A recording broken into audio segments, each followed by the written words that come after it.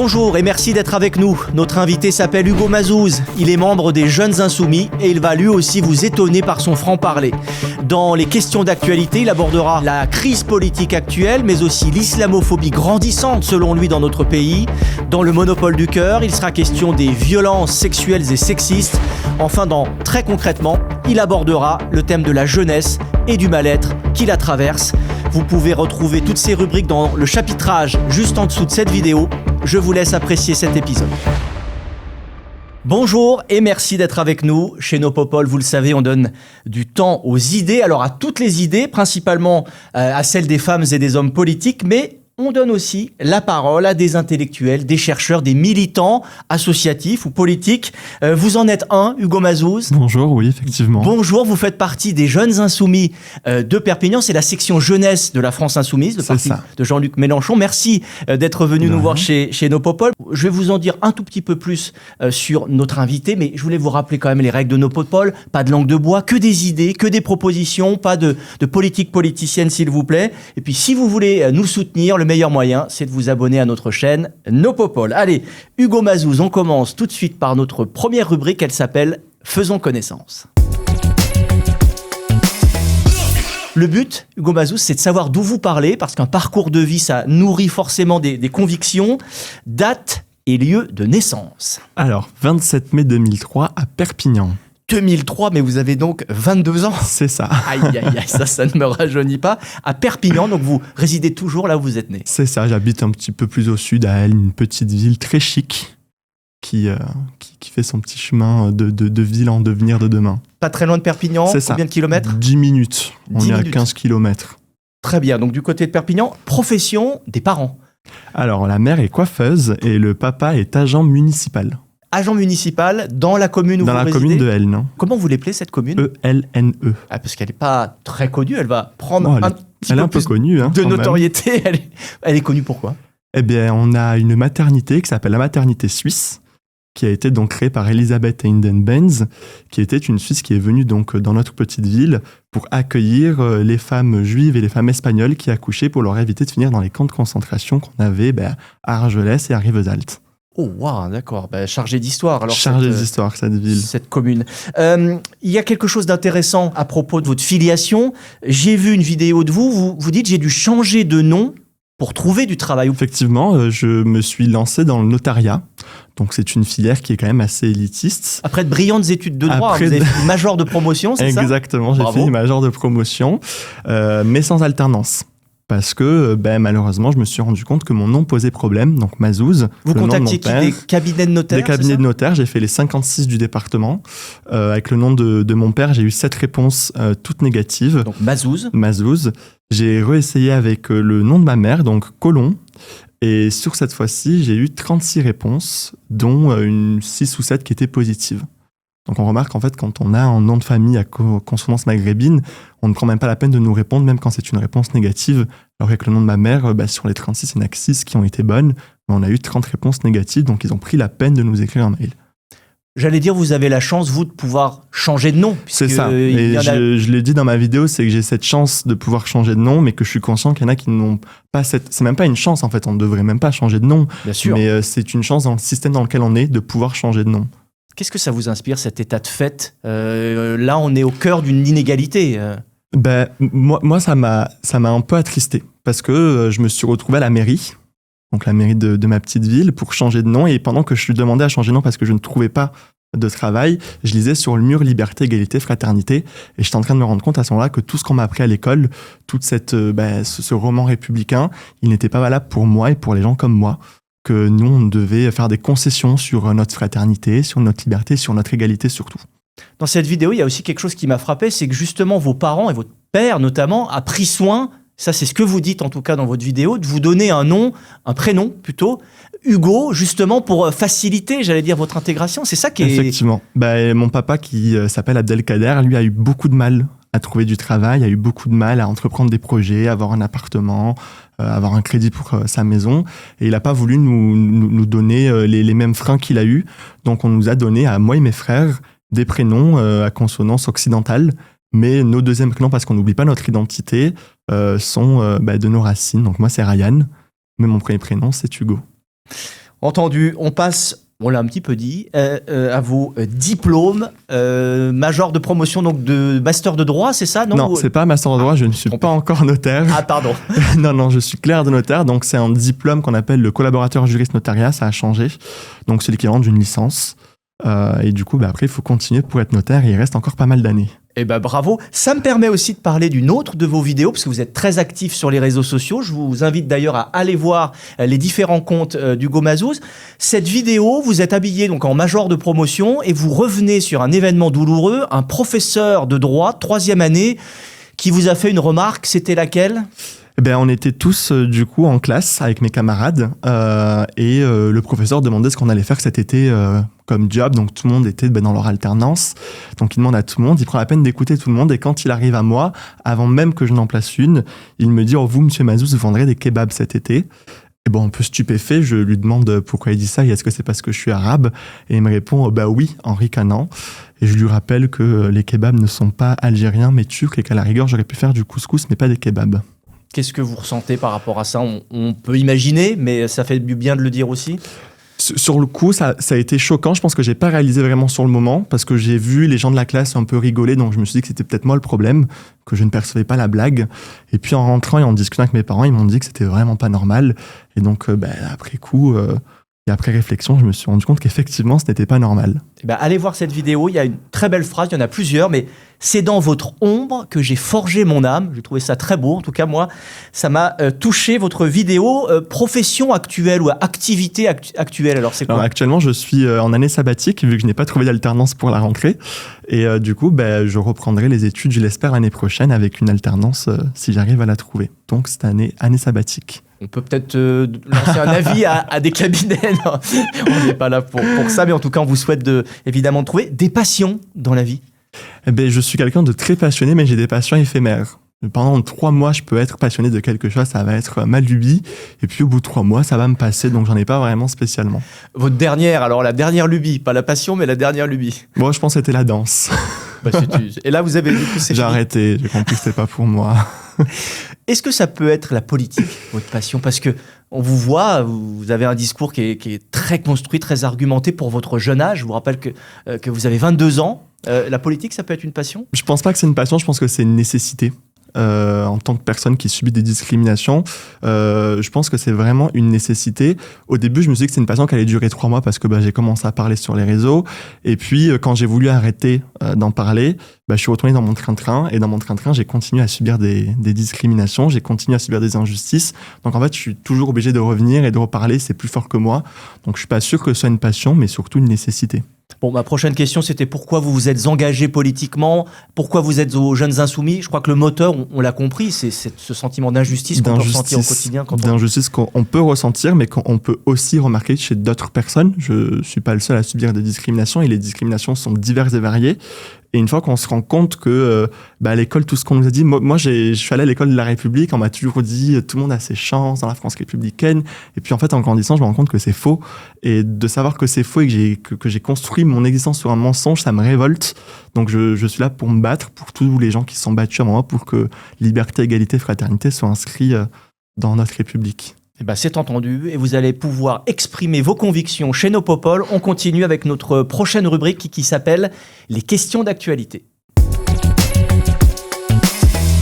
On commence par cette crise politique actuelle.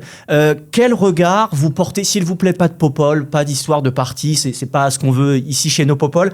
Qu'est-ce qu'elle vous inspire, ce blocage actuel de nos institutions presque ? On voit que le pays n'avance plus. Moi, ça m'inspire quelque chose qui m'a rappelé ma L1 de droit. En L1, on m'a expliqué que le droit devait évoluer avec son temps et qu'il devait du coup évoluer avec les mœurs.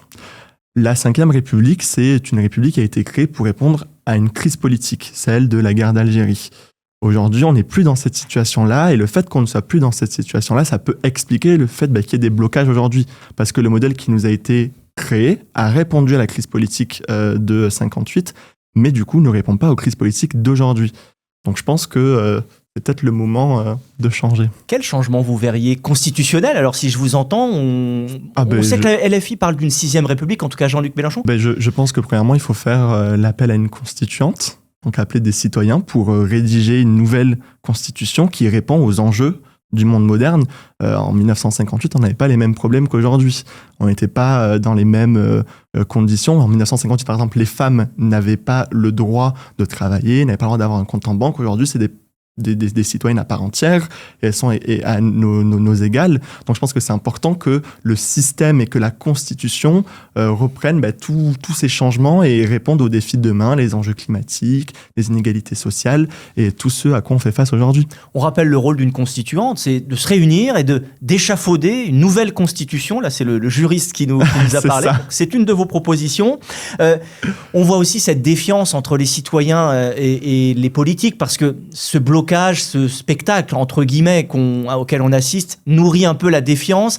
On voit la montée des extrêmes. Ça vous inquiète? Quel regard vous portez sur le pays en ce moment? Ça m'inquiète parce que forcément, à l'école, j'ai appris l'histoire comme tout le monde, et je me rends bien compte qu'il y a les mêmes mécanismes qui sont en train de se répéter, et que si on ne fait rien, on peut arriver à l'irréparable, comme ça a déjà été le cas dans le passé. Après, je pense que la France a toujours été un pays qui a su se réveiller au bon moment, qui a su se souvenir de son siècle des Lumières, celui de l'humanisme, et qui trouverait une solution avant de toucher à l'inévitable. Voilà pour ce sujet, cette crise politique actuelle. Un autre sujet d'actualité, cette proposition de loi à l'Assemblée nationale de Laurent Wauquiez qui propose d'interdire le port du voile dans l'espace public concernant les mineurs. Qu'est-ce que ça vous inspire? Alors, quand j'ai appris ça, ma première réaction, ça a été, c'est pas constitutionnel, donc ça ne peut pas passer. Parce que la loi, la règle de droit, c'est qu'elle doit être la même pour tout le monde. On ne peut pas cibler une religion en particulier. Mais c'est surtout que ce n'est pas constitutionnel et légal, parce que ça remettrait en cause tous les articles qu'il y a aujourd'hui. C'est-à-dire qu'un enfant de 13 ans, on estime qu'il est capable juridiquement. Si il met une gifle à quelqu'un, on estime que devant le juge, il est capable d'être conscient que ce qu'il a fait, c'est mal. Donc, il devrait être capable aussi de choisir sa religion. Pourquoi on devrait le mettre à 16 ans? Donc, en fait, il y a plein de choses qui ne vont pas. Et je me suis dit, quel est le but, du coup, de faire ça si ce n'est pas constitutionnel? Et la raison est très simple. C'est ce que font les politiques depuis des années maintenant en France. C'est juste alimenter un sujet, celui de l'islam, celui du voile, pour toujours plus stigmatiser les personnes musulmanes qui sont dans notre pays et toujours en faire ce bouc émissaire et cet ennemi de l'intérieur, comme certains l'appellent. Quel est le moteur de ça? Le moteur, je pense que c'est d'un côté certains partis politiques qui refusent la diversité du pays, qui restent bloqués dans une idée de la France qui n'a vraisemblablement jamais existé, parce que la France a toujours été à la croisée des cultures et un mélange de plusieurs religions. Je pense que c'est vraiment juste une haine profonde et viscérale, et qui aujourd'hui s'alimente par une crise politique, une crise sociale et une crise démocratique, et les gens, s'ils perdent leur repère, ils vont se rattacher à ce qui leur est proposé, et on voit bien ce que font les médias. Ils ne parlent que de ça, en boucle, en permanence, tout le temps. Alors que selon vous, il y aurait d'autres problèmes qui arriveraient avant bien sûr qu'il y a d'autres problèmes. Je veux dire, il y a 10 millions de pauvres dans le pays. Il y a un étudiant sur 4 qui saute un repas parce qu'il n'a pas les moyens de manger. Enfin, je veux dire, on a 1000 et un autres problèmes dans ce pays que le voile, ou de savoir dans quel établissement religieux telle ou telle personne va aller prier. Je veux dire, on a vraiment d'autres soucis dans ce pays, quoi. Entendu. On passe à notre prochain module qui s'appelle « Les idées qui peuvent changer la France ». Là, Hugo Mazouz, c'est vraiment une carte blanche que je vous donne. Vous avez quelques minutes pour détailler une ou deux idées qui, selon vous, pourraient transformer profondément le pays. Moi, je pense que j'ai deux idées qui sont assez reliées. C'est en fait, pour qu'on puisse s'en sortir, il faut faire ce que l'humanité a toujours fait pour s'en sortir, c'est-à-dire remettre l'humain au centre de nos débats. Qu'on arrête de se prendre la tête avec des choses futiles. On parle d'humain, on arrête avec le racisme, parce que c'est aujourd'hui ce qui nous divise. La République est censée être unie et indivisible. Des gens tentent de la diviser. Donc, revenir sur l'humain et donc créer une nouvelle constitution aussi, parce que il faut répondre à la crise démocratique. Donc, une constitution qui est basée sur le genre humain et sur la solidarité et l'égalité, moi, ça me semble la chose la plus logique. Et d'ailleurs, je salue Iman El Hamzaoui qui a lancé la grande campagne antiraciste en France, une campagne qui vise à faire bloc face au déversement de haine qu'il y a aujourd'hui en France. On a eu la défenseure des droits qui a dit que le racisme est en train de bondir, surtout le racisme religieux. Les musulmans se sentent plus stigmatisés qu'en 2016 de 7 points, les chrétiens de 2 points. Donc à un moment donné, il faut qu'on réagisse et qu'on prenne un sursaut collectif, tous et toutes ensemble. Vous trouvez que le pays est devenu raciste Le système a toujours été raciste. Mon père l'a vécu, mes grands-parents l'ont vécu, ce n'est pas nouveau.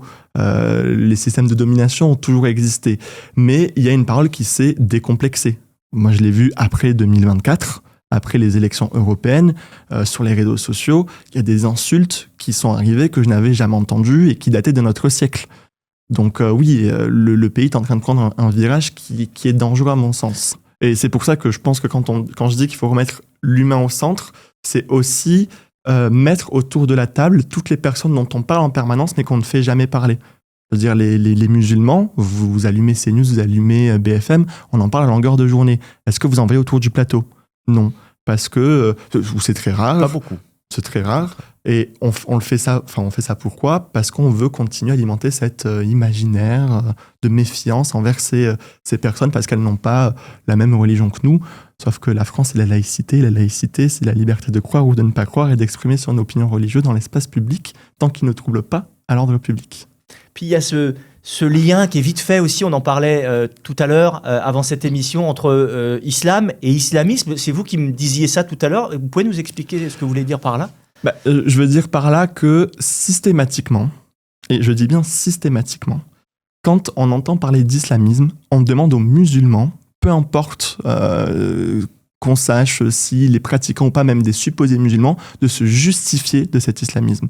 Moi, je me souviens, quand il y a eu les attentats en 2015, enfin, c'est toute ma jeunesse, j'étais à l'école à ce moment-là, donc on faisait des minutes de silence, et systématiquement, on se retournait vers moi. Les camarades, bon, c'était innocent peut-être de leur part, ou peut-être que c'était le discours des parents à la maison, mais tout le temps, on venait me parler, ah oui, mais du coup, l'islam dit ça, non, l'islam ne dit pas ça. Et on nous demande en permanence de se justifier. Donc l'amalgame est très vite fait et je pense qu'il faut que ça cesse à un moment donné.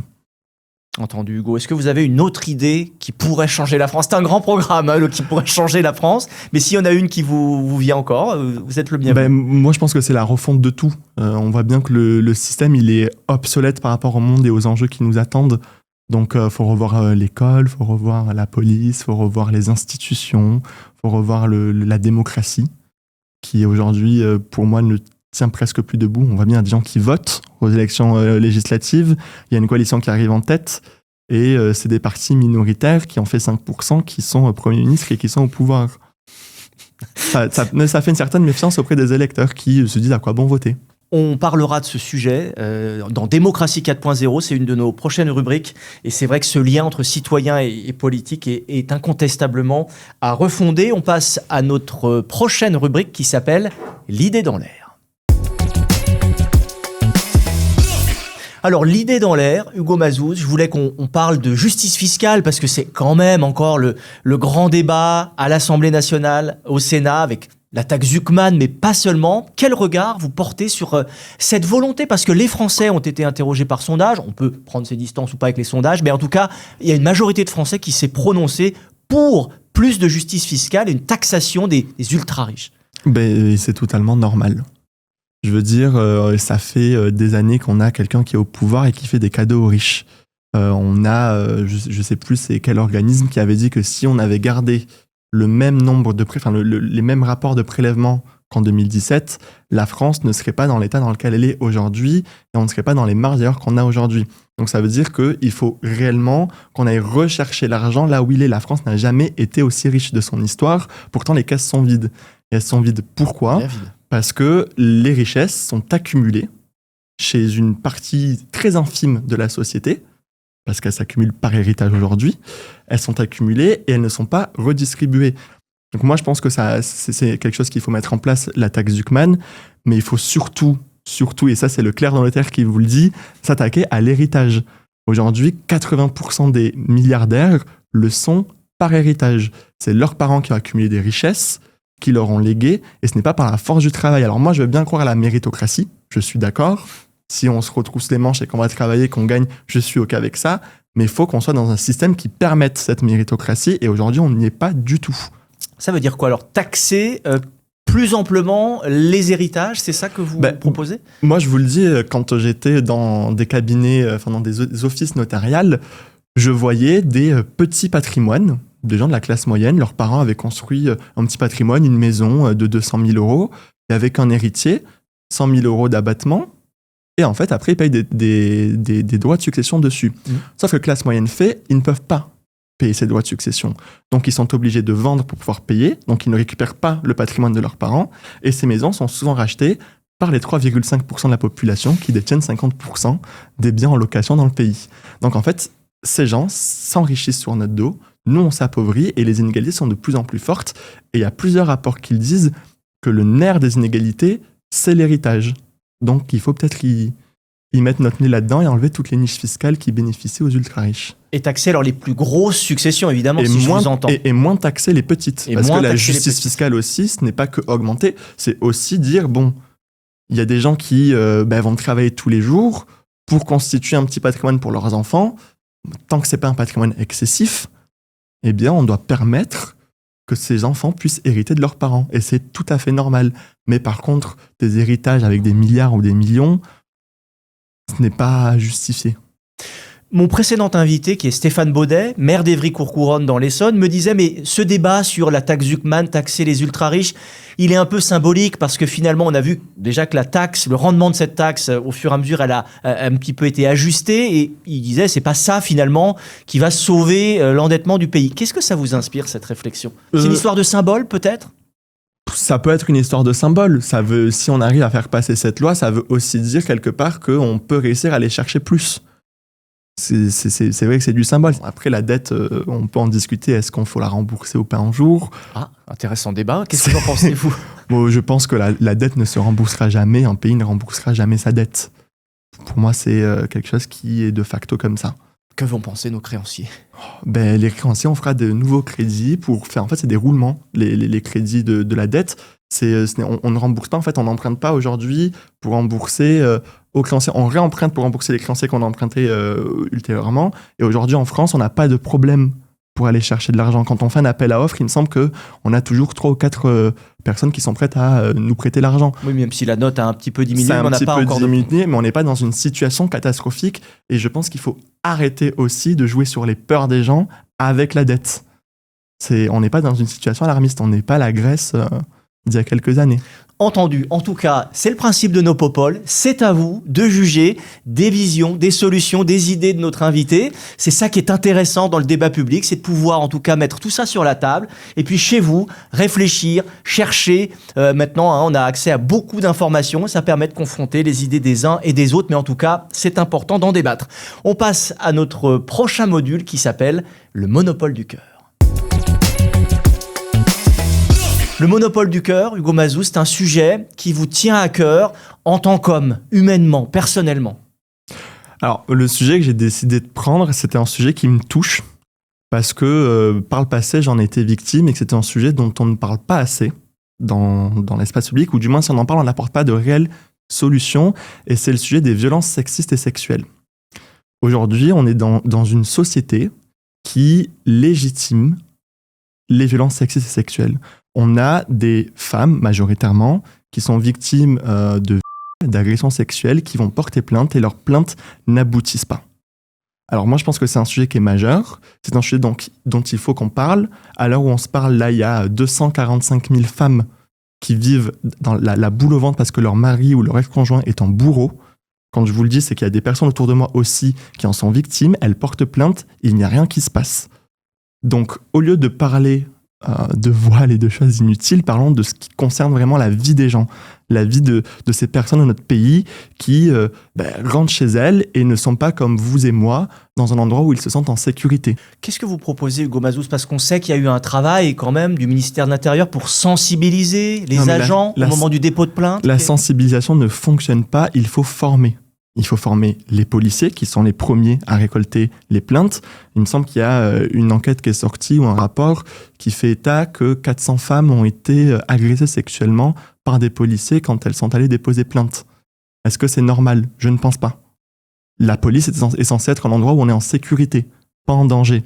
Il faut aussi former les magistrats sur ces sujets-là parce que on est tous issus de générations différentes et on n'a pas tous peut-être les mêmes bases et les mêmes les mêmes mécanismes pour décortiquer ces faits-là.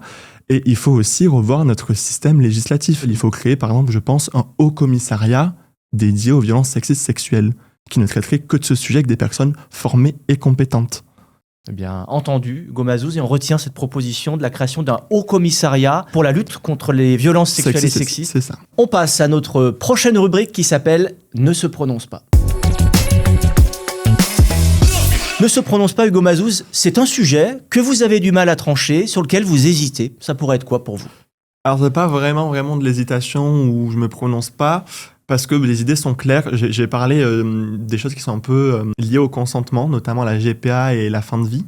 Gestation pour autrui, pour voilà, ceux qui nous et regardent. la fin de vie, ça devrait pas être un débat. Normalement, ça devrait être légal, ça devrait être autorisé, parce qu'on est tous et toutes libres de disposer de notre corps.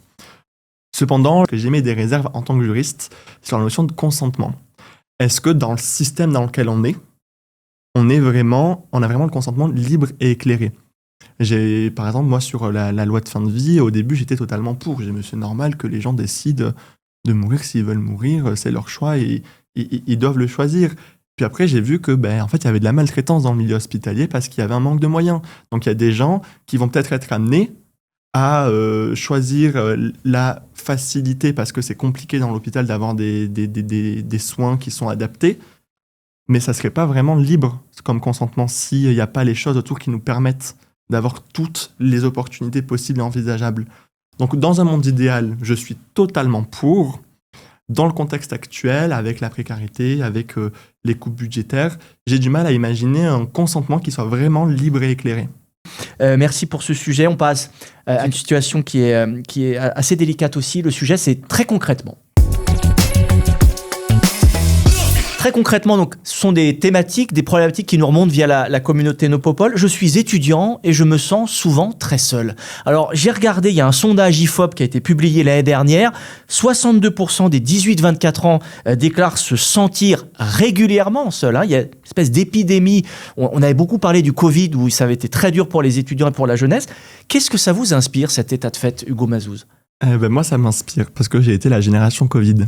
Oui. Et je suis parti faire mes études à Montpellier, donc pas chez moi. Et j'ai ressenti cette solitude. Donc je comprends que des étudiants se sentent seuls. Parce que aujourd'hui, il y a un effondrement des universités. Donc on se retrouve souvent dans des situations où on doit partir pour continuer nos études, souvent dans des villes qui sont lointaines, où on ne connaît personne.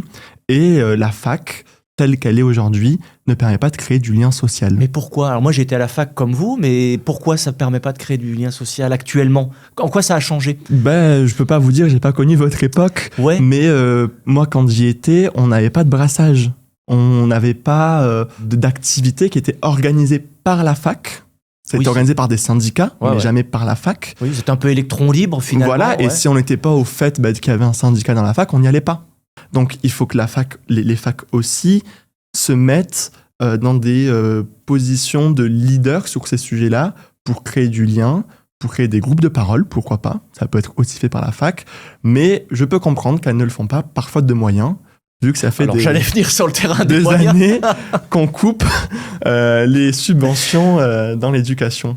Vous voyez d'autres causes ?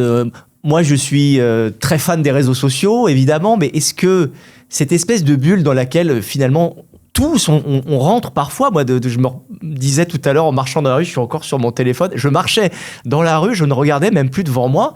Est-ce que ça peut être lié ou pas du tout ? Moi, j'aime pas accuser non plus les réseaux sociaux de tous les maux, mais... Ça peut être lié, je ne dis pas le contraire, mais en fait, c'est l'usage qu'on fait des réseaux sociaux. Moi, je peux vous avez donné votre exemple. Moi, si je vous donne le mien, c'est quand j'étais à la fac de Montpellier, grâce aux réseaux sociaux, j'ai rencontré en milieu d'année une camarade qui était dans ma promo, que je n'avais jamais vue. Et grâce aux réseaux sociaux, je l'ai rencontrée. On s'est rendu compte que tous les deux, on n'avait pas de centre où on pouvait discuter avec des gens. Et on s'est retrouvés ensemble grâce aux réseaux sociaux. Un excellent contre-exemple. C'est l'utilisation qu'on fait des réseaux sociaux. Et je pense qu'il faut du coup qu'on explique à l'école aux enfants comment utiliser les réseaux sociaux demain. Ça, c'est intéressant. C'est très important. Parce que les réseaux sociaux, ça peut être quelque chose de très bénéfique, comme ça peut être un poison pour la société. On l'a vu et que c'est des discussions qui sont en cours à l'Assemblée nationale, les bulles algorithmiques qui font que parfois on tombe dans des des vidéos qui nous entraînent dans la dépression ou dans de l'extrémisme sur certains sujets. Mais on est comme dans une bulle, hein. Ça, notre précédente invitée, Julie Martinez, nous en a très bien parlé, mais c'est exactement ça. Oui, il y a même eu un rapport sur le masculinisme chez les jeunes ados à cause des réseaux sociaux.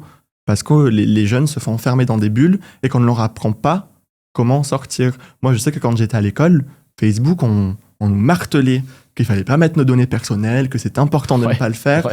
Et du coup, on a eu une méfiance. Moi, Facebook, c'est pas ma génération. Je m'en suis même détaché. Je n'y vais quasiment jamais parce que, à l'école, on m'a expliqué qu'il fallait pas mettre nos données personnelles. Mon petit frère qui maintenant est au collège, on ne lui parle jamais des dangers de TikTok. On ne lui parle jamais des dangers des bulles algorithmiques. Alors qu'à l'époque, c'était fait.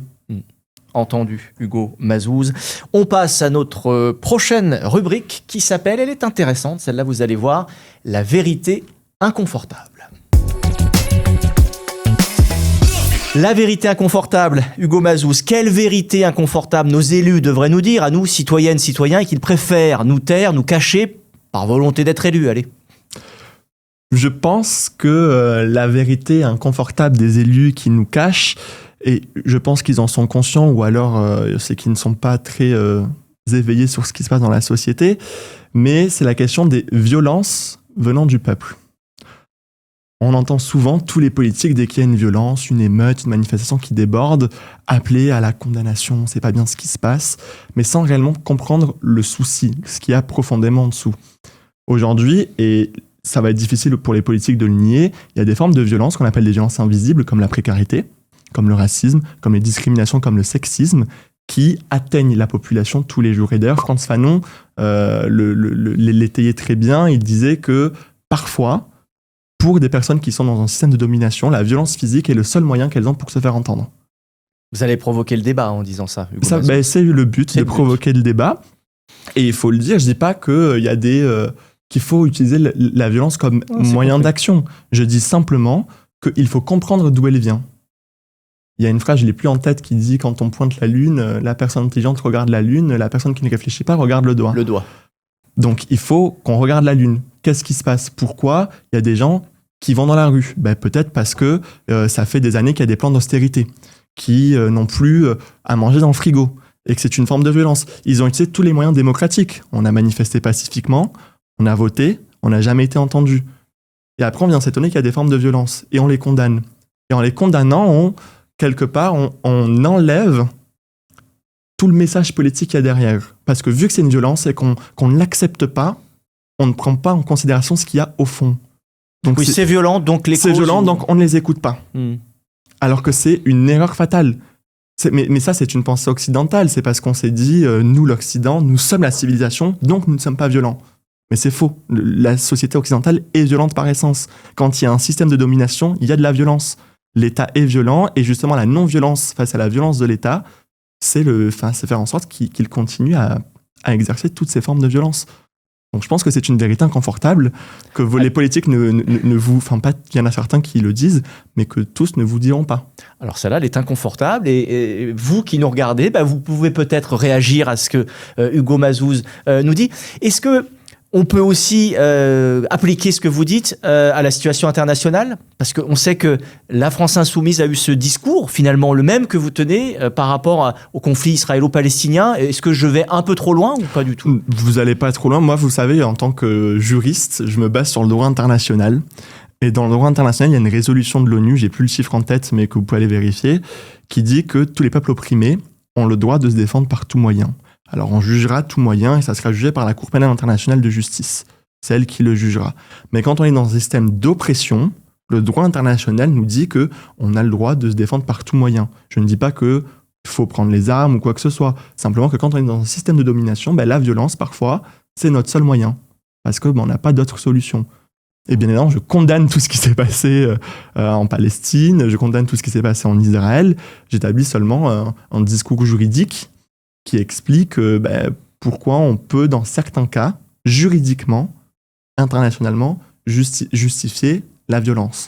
Et pour revenir à votre propos premier, Est-ce que la violence ne devrait pas être exclue, j'allais dire, de facto du débat public? Alors vous allez me dire que la violence, elle est préexistante puisqu'elle fait partie de la situation que vit vers cette personne, mais comment on peut discuter si on commence à se dire que la violence est légitime, entre guillemets? Il faut pas en fait qu'on dise que toutes les violences sont légitimes. C'est pas le propos. Le propos, c'est de dire il y a des violences qui sont une réponse à une violence. Et que si on veut vraiment enrayer les violences en France, on va pas faire Valérie Damido, on va pas mettre de la tapisserie. Non, mais peut-être que Valérie Damido, elle aurait vu le problème, contrairement à nos politiques. On va pas mettre de la tapisserie pour cacher ce qu'il y a derrière le mur.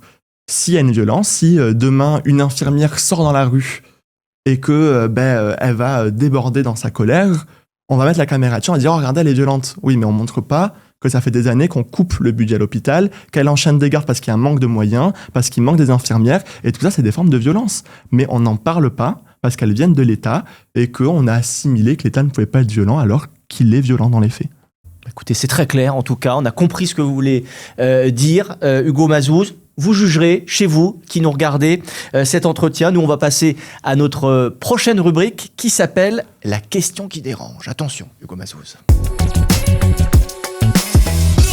Hugo Mazouz, vous avez, alors je n'allais pas dire défrayé la chronique, mais on a un peu parlé de vous récemment par le biais d'une conférence sur l'islamophobie qui était co-organisée par la branche jeunesse de la France insoumise à laquelle vous appartenez et les étudiants musulmans de France. Ça se passait à Perpignan et sur une affiche qu'on va peut-être revoir en même temps qu'on se parle, on voyait donc deux hommes, vous et puis un autre député, alors vous n'êtes pas député, mais Raphaël Arnaud de la France insoumise et puis une troisième personne, Chérine, qui elle était représentée donc avec un voile, mais il n'y avait pas sa photo. C'était un dessin. Alors, le maire RN de Perpignan, Louis Alliot, a voulu interdire cette conférence. Il n'y est pas parvenu.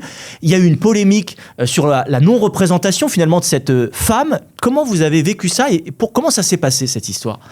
Écoutez, pour faire chronologiquement ce qui s'est passé, nous, on a décidé de faire à Perpignan une conférence sur l'islamophobie. Parce qu'à Perpignan, il y a un contexte qui fait que le maire RN organise des festivals où il invite de très chic personnes d'extrême droite pour déballer leur science et leur haine.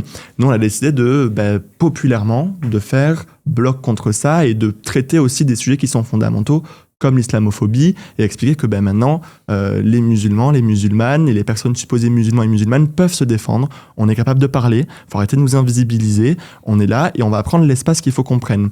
Cependant, on est dans un système dans un contexte islamophobe. On est dans un département gangréné par l'extrême droite. Et Chérine, quand on avait fait le visuel, je lui ai dit, est-ce que tu peux m'envoyer une photo? Parce que c'est moi qui ai fait le visuel, que ce soit clair. Et elle m'a dit, je préfère pas apparaître parce que je sais qu'il y aura un déferlement de haine parce que je porte le foulard et je ne veux pas être exposée.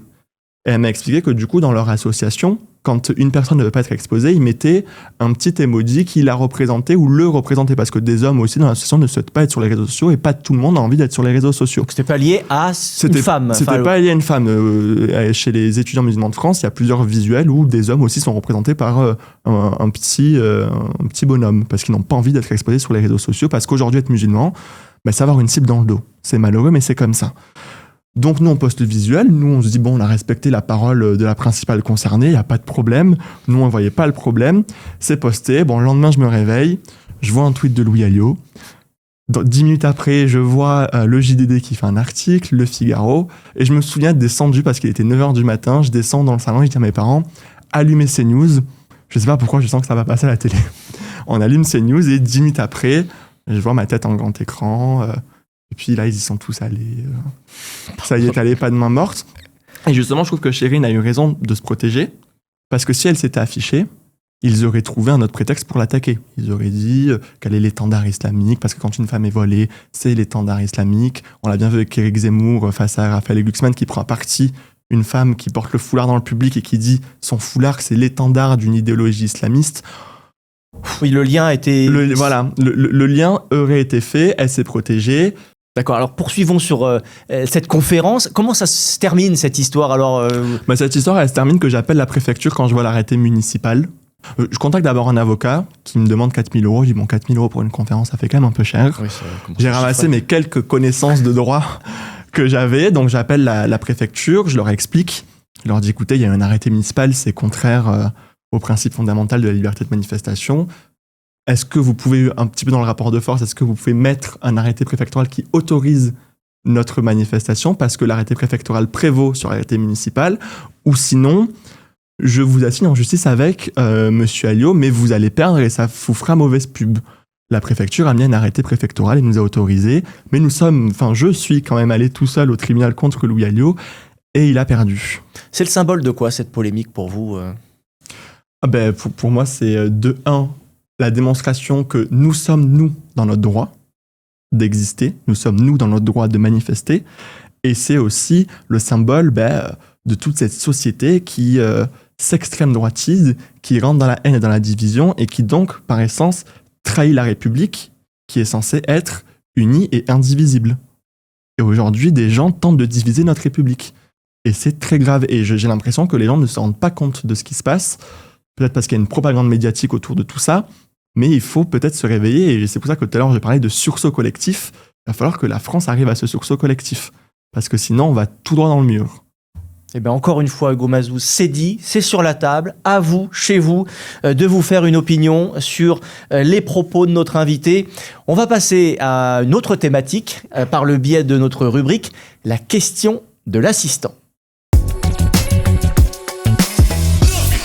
La question de l'assistant, Hugo Mazouz, c'est notre assistant ChatGPT qui va vous la poser. Assistant, est-ce que tu peux interroger Hugo Mazouz, qui est membre des Jeunes Insoumis de Perpignan, sur les défis de l'intelligence artificielle, je pense à l'emploi, à la transition écologique. Allez, c'est à toi. Dans le contexte actuel, comment percevez-vous les défis que l'intelligence artificielle pose sur l'emploi et la transition écologique? Et comment les Jeunes Insoumis envisagent-ils d'y faire face? Bon. Ça vous plaît comme question? Oui, ça me plaît. C'est pas tellement foulé l'assistant là. Non. Après, j'ai parlé plutôt de mon point de vue plutôt que celui des Jeunes Insoumis parce que je pense qu'on est dans la nopopole. Ouais, point de vue personnel. Point de vue personnel. Moi, je pense que le défi qui atteint notre génération, c'est, on le voit, l'intelligence artificielle arrive. Incontestablement. Moi, dans la branche dans laquelle je suis, j'ai bien vu, avant de quitter par exemple, mon dernier emploi, que dans l'onglet e-note, donc des notaires, on avait le petit onglet intelligence artificielle qui faisait toutes les demandes auprès des mairies, auprès des états civils, que de base faisait une personne, qu'on appelait la formaliste.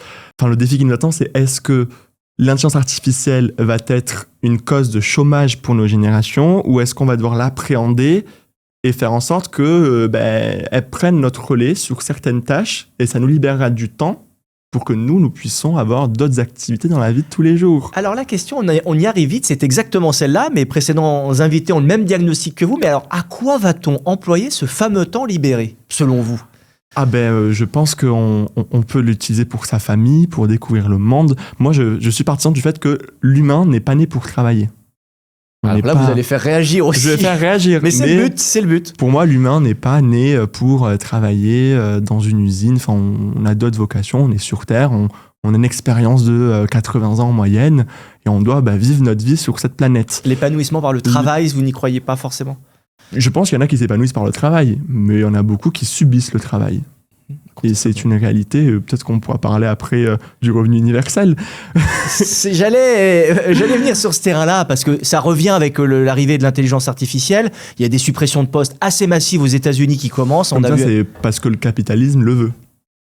C'est-à-dire alors C'est-à-dire qu'il n'y a pas besoin de supprimer, en termes de rentrée d'argent, la production, elle reste toujours au même niveau vu que l'intelligence artificielle prend le relais. Ouais, mais il y a des gains de productivité. Oui, mais du coup, c'est le capitalisme qui fait que pour avoir toujours plus de recettes, on supprime des postes qui coûtent de l'argent et on y met les intelligences artificielles. Et c'est là notre défi, c'est comment on va faire pour empêcher que l'intelligence artificielle mette des gens au chômage, mais que plutôt, elle continue à garder notre niveau de production, mais qu'elle allège notre charge de travail. On pourrait par exemple changer les 35 heures en 30 heures, par exemple. Et le revenu universel, puisqu'on a commencé à l'aborder ? Et le revenu universel, moi je pense que tout de suite ce n'est pas possible, en l'état des choses, mais ça peut être une idée une idée de société vers laquelle on pourrait aller. Pour moi, on est sur la fin d'un cycle sociétal. On voit bien, il y a des crises, pas qu'en France, on parle de la crise politique en France, mais c'est pareil aux États-Unis, c'est pareil en Allemagne, c'est pareil en Espagne, c'est pareil partout. On est dans une crise sociétale. La société ne répond plus aux enjeux de demain. Donc il va falloir qu'on tous ensemble, collectivement l'humanité, réfléchisse à quelle société on voudra pour demain. Qui nous dit qu'on ne sera pas remplacé par les robots pour travailler, on le voit de plus en plus. Mais on a tous vu, Hugo Mazous, je rebondis sur ce que vous dites, mais ces vidéos en provenance de Chine avec ces usines sans ouvriers, quoi, qui sont capables de construire donc des voitures. Il n'y a que des robots dans les usines et c'est vrai que c'est très pertinent. Mais il y a les usines, il y a les caisses automatiques.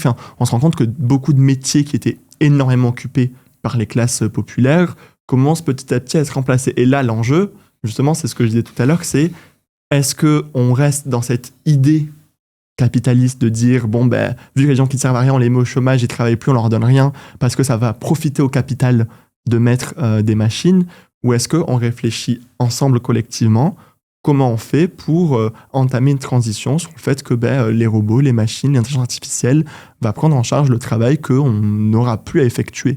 C'est une vraie question. Certains de mes invités déploraient que ça ne soit pas dans le débat public. Qu'est-ce que vous en pensez ? C'est pas un sujet dont on parle finalement beaucoup, non ? En fait, on en revient à ce qu'on disait au début, c'est qu'il y a des sujets qui sont traités qui ne sont pas forcément utiles à la société.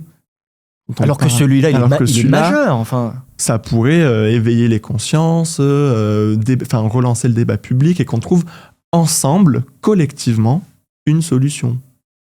Ça nous amène à un autre sujet dont on pense chez Nopopol qu'on n'en parle pas assez, c'est la transition écologique. On peut peut-être le prendre avec vous sous le plan de la jeunesse. On va voir ce que ça donne. Nopopol écologie. On parlait de ce mal-être de la jeunesse, mais c'est vrai qu'on en discutait aussi un petit peu avant cette émission. Quand on ajoute un petit peu l'IA, les inégalités sociales que certains peuvent vivre, cette morosité politique, j'allais dire actuelle, plus la transition écologique, c'est vrai qu'on comprend le mal-être de ces jeunes. Et c'est angoissant.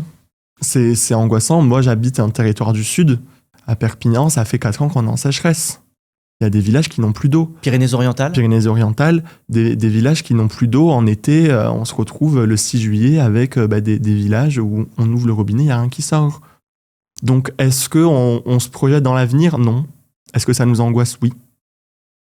Donc, moi, j'entends beaucoup les politiques parler de réarmement démographique. Il faut que les jeunes fassent des enfants. Mais on ne veut pas faire d'enfants parce qu'on n'a pas d'avenir déjà pour nous et encore moins pour nos enfants. Je pense que chaque parent qui va nous écouter est d'accord avec le fait qu'on veut un avenir certain pour nos enfants. On ne veut pas les laisser dans un monde où ils n'ont pas d'avenir. Donc nous, vu qu'on n'a pas d'avenir sur notre propre vie, on ne veut pas donner à des enfants un avenir encore plus incertain que le nôtre. Alors il va falloir qu'on y réfléchisse. C'est très fort. Et on en revient au capitalisme. Pourquoi alors ? Mais parce que vers le quoi on se dirige, c'est le capitalisme vert, toujours de la productivité. Le capitalisme ne peut pas être vert. Nous, par exemple, à Perpignan, vous voyez, c'est toujours les mêmes classes qui en prennent plein la gueule. C'est les classes populaires. Nous, on a des restrictions d'eau. Par contre, les grands groupes aquatiques, eux, c'est open bar tout l'été. Tout le monde peut aller s'amuser dans leur toboggan. Et moi, je trouve ça ahurissant. C'est-à-dire que les gens qui vivent ici n'ont pas le droit d'arroser leurs plantes. Les agriculteurs doivent faire attention pour leur vignes, pour leur récolte. Mais à côté, les grands groupes qui apportent de l'argent au capital, eux, c'est open bar et bénéficient de tout. Donc comment vous la voyez, cette transition écologique ? Il faut qu'elle soit populaire. Il faut qu'elle soit anticapitaliste. Décroissante, forcément. Il y a une rupture avec le modèle capitaliste. La croissance infinie, ça n'existe pas dans un monde qui a des ressources limitées. On ne peut pas avoir une croissance infinie avec des ressources limitées. C'est impossible. Enfin, c'est mathématique. Donc, il faut qu'on réorganise notre mode, non pas de consommation, mais de production, parce que ça ne doit pas reposer sur les consommateurs, mais sur les gens qui font de la production. Et on doit faire en sorte que tout le monde puisse avoir des chances de survivre dans le monde de demain. Parce que moi, je pense qu'on n'a pas de machine arrière possible actuellement. C'est fini.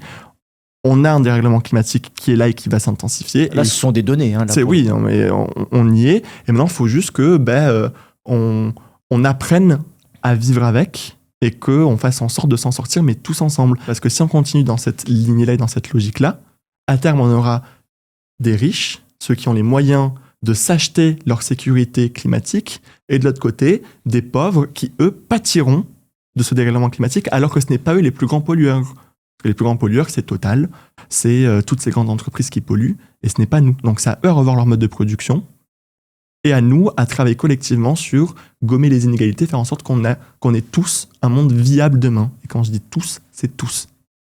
C'est intéressant. Les adeptes du capitalisme vert vous répondront que cette rupture brutale que vous réclamez va entraîner des pertes d'emplois, des destructions d'emplois, des entreprises qui vont peut-être faire faillite. Qu'est-ce que ça vous inspire, cette critique ? Cette critique, je peux l'entendre. Et je vais peut-être pas la nier parce que je me suis pas vraiment penché là-dessus. Mais il nous reste quelques années. Donc pourquoi on ne réfléchit pas maintenant à comment on va appréhender cette rupture ? Comment on va limiter la casse ?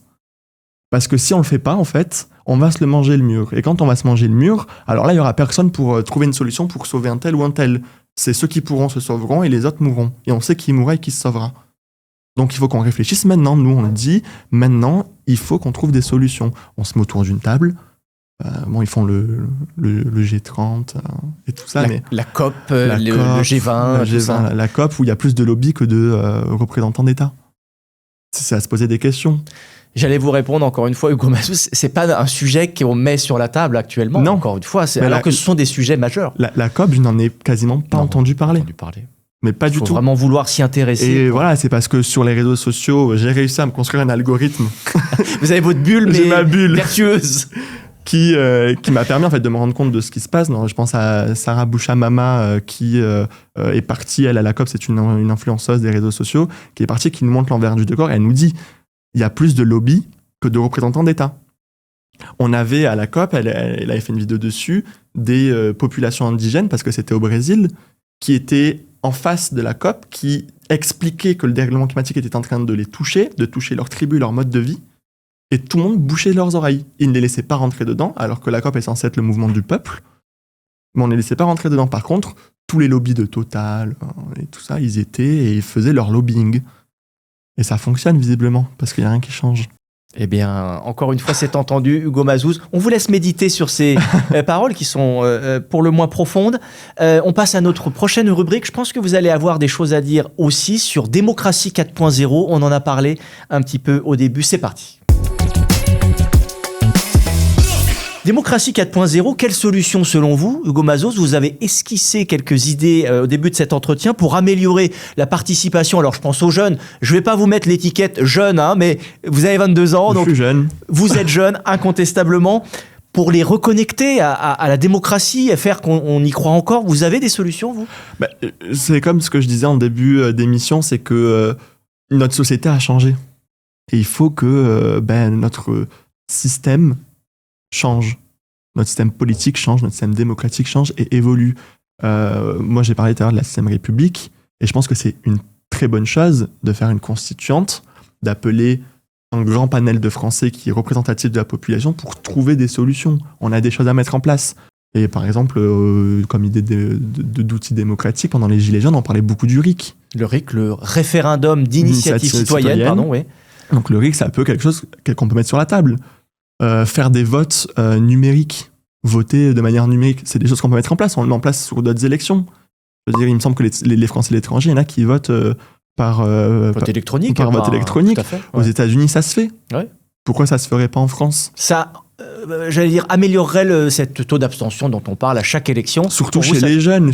Si c'est sur notre téléphone, on peut prendre 5 minutes dans notre journée, aller voter pour les élections qui sont en cours. Ça paraît une solution de bon sens. Il y a toujours la sécurité du vote mais il doit y avoir des moyens, selon vous. On arrive à récolter les impôts sur Internet et on va me faire croire qu'on ne peut pas récolter des votes.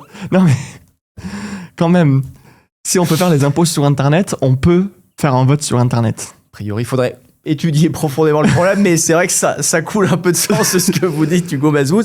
Et vous les sentez, je vous remets encore l'étiquette jeune, mais les jeunes que vous côtoyez complètement désillusionnés par rapport à la politique, ou justement vous croisez des jeunes politisés. On a un peu, encore une fois, on n'essentialise pas. Comment vous voyez ça ? Moi, je vois des jeunes qui s'engagent de plus en plus, qui veulent faire bouger les choses, mais je vois aussi des jeunes qui ne croient plus au système. Et c'est une réalité. Alors oui, vu qu'on est face au dérèglement climatique, on est obligé de s'engager. Oui, vu qu'on est dans une précarité, on est obligé de s'engager. Mais on ne croit plus au système. Je veux dire, moi j'ai voté en 2024, quand notre président nous a renvoyés aux urnes. Il y a une coalition qui a gagné, je le répète, qui arrive en tête. La NUPES. La NUPES, non, le Nouveau Front Populaire. Ah pardon, ça c'était avant. C'était avant 2022. Le Nouveau Front Populaire qui a gagné. Et c'est tout l'inverse de ce que j'ai voté qui se fait aujourd'hui. Donc en fait, comment on peut avoir une cohérence en disant les gens sont désintéressés de la politique, alors que quand ils votent, on ne les écoute pas. Quand ils manifestent, on ne les écoute pas. Les gens, si on ne les écoute pas, ils vont pas se déplacer. Ça sert à quoi ? Et là encore, en étant transpartisan, des personnalités comme Dominique de Villepin ont le même constat que vous. C'est-à-dire qu'à la suite de cette arrivée en tête, en tout cas de la gauche aux législatives, il aurait fallu, en tout cas au début, nommer une personnalité de gauche. Ça semble un petit peu transpartisan. Je vois qu'il y a la Constitution derrière. Elle est là, la bien. Constitution, c'est des écrits, mais c'est aussi une coutume. Et même si ce n'est pas écrit noir sur blanc que le président doit nommer un Premier ministre issu du bloc majoritaire, la coutume, c'est la coutume. Ça se fait comme ça. Et la coutume a une place importante dans le droit, notamment dans le droit constitutionnel. Entendu pour ce chapitre sur la démocratie 4.0. Je voulais faire un thème sur Nopopole Société. Je voulais encore vous reparler de jeunesse. On y va. J'ai beaucoup de mes invités, alors de droite comme de gauche, et qui n'étaient pas âgés de 22 ans comme vous, qui m'ont, mais alors là c'est encore un sujet transpartisan visiblement, tous parlé de la nécessité de faire un grand plan pour la jeunesse. Il y en a certains qui m'ont dit que notre modèle social est quasiment orienté vers les seniors, il y en a finalement que pour les seniors, enfin en tout cas c'est ce que certains m'ont dit, et qu'il y a vraiment cette nécessité-là. Qu'est-ce que ça vous inspire ? Alors moi je suis d'accord sur le fait qu'il faut qu'on parle de la jeunesse et qu'on mette des moyens pour la jeunesse. Après je ne suis pas d'accord sur mettre en confrontation les personnes âgées et les personnes jeunes. Ces deux catégories de la population ont besoin que la société les aide. Un, pour se lancer, les jeunes, et les personnes âgées parce qu'elles ont contribué tout au long de leur vie au système sociétal de la France, et donc aujourd'hui on leur doit cette contrepartie. Et je pense très sincèrement que, par exemple, le revenu d'allocation jeunesse est quelque chose qui doit être fait. Il y en a beaucoup qui nous disent « Oh, c'est pas normal que des jeunes aient le revenu minimum pour vivre. » Oui, mais bon, avant 45, c'était pas normal que des personnes âgées qui ne travaillent pas aient la retraite. Rappelez-nous le principe du revenu allocation jeunesse. Le revenu allocation jeunesse est un revenu qui est proposé à tous les jeunes qui sont étudiants pour avoir le minimum pour vivre. Ça serait de combien dans Aujourd'hui, le minimum pour vivre, il me semble que c'est 1 200 €, le seuil de pauvreté. Parce que ce n'est pas normal que les étudiants, des gens qui sont des acteurs de la vie de demain de notre pays, soient dans la précarité.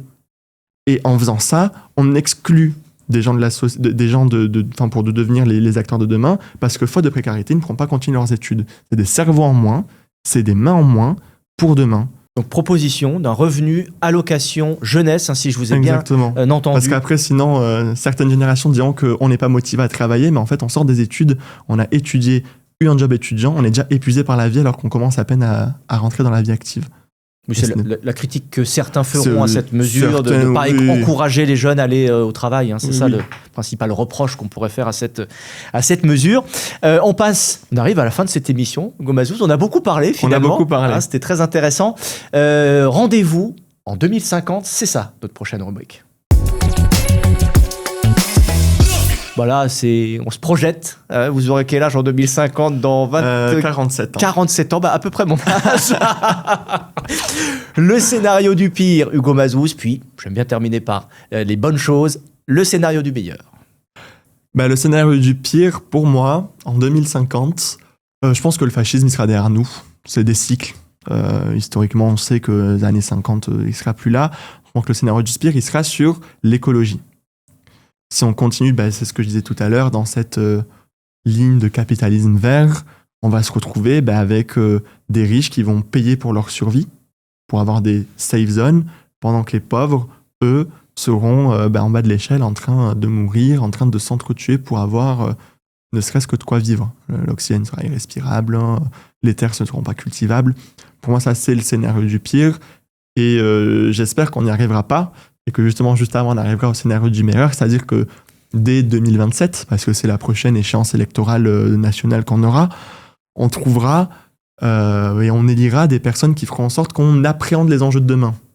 Et que du coup, on s'attaque aux inégalités, parce que si on s'attaque aux inégalités, on sera tous égaux face au dérèglement climatique, qu'on s'attaque à la bifurcation écologique, qui est nécessaire et importante, et qu'on arrête de s'attaquer aux petites personnes sur l'écologie. Ce n'est pas à vous, à moi, aux personnes qui nous écoutent, à payer une taxe parce qu'ils vont travailler avec leur voiture. C'est aux grands groupes. c'est ceux qui polluent réellement, ceux qui rendent l'air irrespirable. Nous, c'est une nécessité si on veut consommer comme la société nous impose de consommer, parce que sinon, on n'est plus dans le système, et si on n'est plus dans le système, on n'est plus rien. Donc, c'est une nécessité.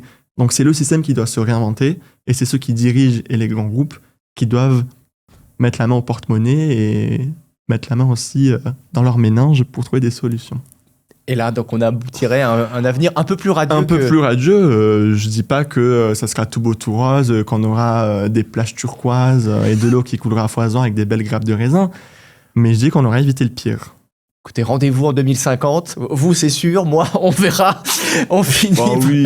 Non, je plaisante. Je finis donc cette émission par le discours de motivation. Hugo Mazouz, je vais vous autoriser exceptionnellement à regarder cette très belle caméra. Dites à ceux qui nous regardent pourquoi il faut encore croire en la politique. Alors, on a fait preuve d'optimisme aussi pendant cet entretien, je trouve. Allez-y, c'est à vous. Moi, je pense qu'il faut y croire parce que c'est vous qui me regardez qui ferez l'avenir de demain. C'est vous qui allez être les contributeurs et les moteurs de demain. Il faut qu'on se saisisse des outils qui nous sont donnés pour changer notre mode de vie.